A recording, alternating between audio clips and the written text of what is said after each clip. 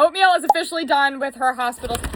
She's done with her hospital stay. We're gonna hang out with Nutmeg instead because I've had plenty of oatmeal in the last 24 hours. But a lot of you guys wanted to know, one, what is a blood feather? And two, how did I treat it? So let's go over all of that. So all a blood feather is a feather that still has a blood supply. They especially happen and can be seen during a molt. This time of year, ducks go through a really large molt, so there's a lot of blood feathers on their body. The reason why a broken blood feather's bleeding is so dangerous is because how it works is kind of like if I was to stick an IV catheter in you and just let the line run open. It just pours blood. First thing you're gonna do if you find that your duck has a broken blood feather is going to be apply pressure. You're gonna go to your med kit and you're gonna grab either cornstarch or septic powder. This stuff is going to help the injury clot. You're gonna wanna take a little bit of that cornstarch or that septic powder and apply it to the wound and continue to hold pressure for about 1 to 2 minutes. Now, if you've been holding pressure and the bleeding is not stopping, you're going to need to pull that feather. This is especially common if the break in the feather is close to the base. So how you pull that feather is you take the feather with a pair of clean pliers and you give it a good yank in the direction that the feather is growing. Parrot people are gonna understand this, especially if you've had to do this on a parrot, but duck feathers are a little bit tougher than parrot feathers, and sometimes it's more of a gentle traction that you need to pull in order to get it out, especially on the wings and the tail. Don't be freaked out if you find that it's a little bit harder to get out than you expected, but once that's out, just continue to hold pressure again and the bleeding should stop. Oatmeal yesterday, I actually did not end up pulling the feather even though it was close to the base, and that's because I was able to stop the bleeding and I didn't want to reopen the bleeding by pulling the feather at that point. Safe to say in most cases, if the break is up high, you're definitely going to need to end up pulling that. Monitor the duck for about 24 hours after I find the break or pull a feather just to make sure that everything's good and the bleeding's fully stopped. I check on them about once every hour, and Oatmeal at this point, she has not bled in over 24 hours now, so she's back with the rest of the flock. That's about all I can think of for this one. I feel like this treatment is fairly straightforward. If you have any more questions on it, let me know, and that's all I got for this one. Bye, guys.